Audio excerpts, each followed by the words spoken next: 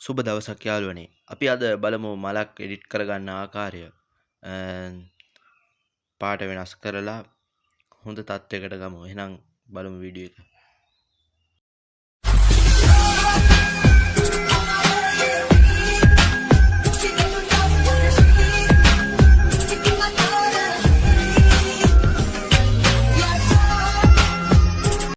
මෙතනින්ම අනිවාර්යෙන් පාටක් අපි තද කරගන්න ඕනේ.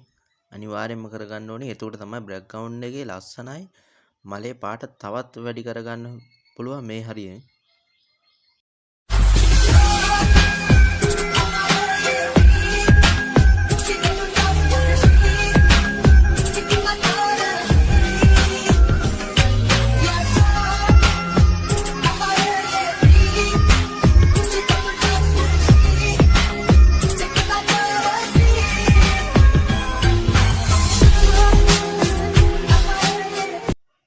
අන්තිමට මේ රිසල්ට් එක තමයි ආවේ. හොඳයි නම් subscribe කරන්න.